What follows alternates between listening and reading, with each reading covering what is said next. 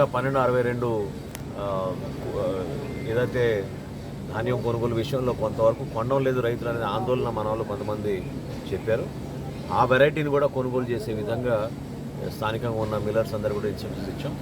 జేసీ గారు అదేవిధంగా ఆర్డీఓ గారు వీళ్ళందరికీ కూడా ఎక్కడా పొరపాటు లేకుండా ట్రాన్స్పోర్ట్ ఫెసిలిటీస్ అంటే రవాణా చేసే విధంగా వాళ్ళకి ట్రాక్టర్లు కానివ్వండి, లారీలు కానివ్వండి, అవసరమైతే జీపీఎస్ లేకపోయినా కూడా ముఖ్యమంత్రి గారి ఆదేశాల మేరకు ఇవాళ రాత్రి రేపటి రాత్రి కల్లా ఎట్టి పరిస్థితుల్లో సర్క్ అంతా కూడా లిఫ్ట్ చేసి తీసుకొచ్చి మిల్లర్స్కి అప్పచెప్పే విధంగా ఒక వెసులుబాటు కల్పిస్తున్నాం.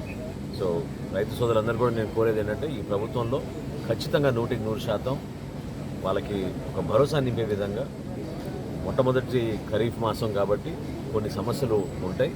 ఆ సమస్యలు అధిగమించుకొని దాదాపు 40 రోజుల్లో చేయాల్సిన కార్యక్రమం 3-4 రోజుల్లోనే చేసే పరిస్థితి కొంతవరకు ఆందోళన చెందుతున్నారు కాబట్టి వస్తుంది. అయినా కానీ వాళ్ళకి ఆ నమ్మకం కలిగే విధంగా రైతుకి ఇబ్బంది కలగకుండా చూసుకోవాల్సిన బాధ్యత మా అందరిపైన ఉంది. అధికార యంత్రాంగం ప్రత్యేకంగా రెవెన్యూ, అదేవిధంగా వ్యవసాయ శాఖ, పౌర సరఫరాల శాఖ 3 కూడా కోఆర్డినేట్ చేసుకుని రైతు సహాయ కేంద్రాల నుంచి తప్పకుండా మేము అన్ని విధాలుగా రైతుకు అండగా నిలబడతాం.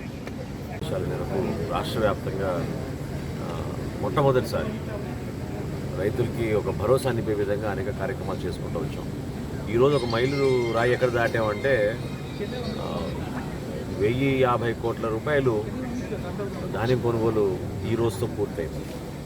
గత సంవత్సరం గత ప్రభుత్వంతో పోల్చుకుంటే కనీసం డబుల్గా మేము ప్రొక్యూర్ చేసాం.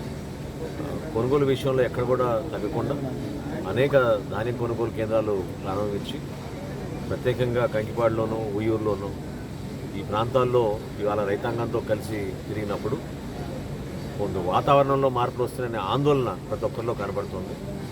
10 రోజులు జరగాల్సిన కోతలు హడావుడిగా రాత్రే ఒకేసారి మిల్లుల పైన ఇబ్బంది పడే విధంగా రైతులు పాపం ఆందోళన చెందుతున్నారు. ఖచ్చితంగా వాళ్ళందరికీ మేము మాటిస్తున్నాం.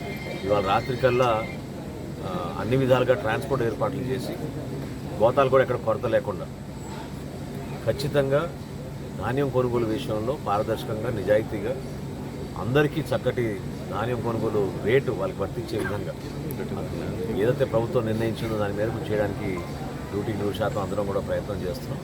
ఇది కాకుండా క్షేత్రస్థాయిలో తేమ శాతం ఎక్కువ ఉందని చిన్న సమస్యలు రైతుల దృష్టికి తీసుకొచ్చారు. పెద్ద మనసుతో మన మిల్లర్స్ని కూడా రిక్వెస్ట్ చేశాను.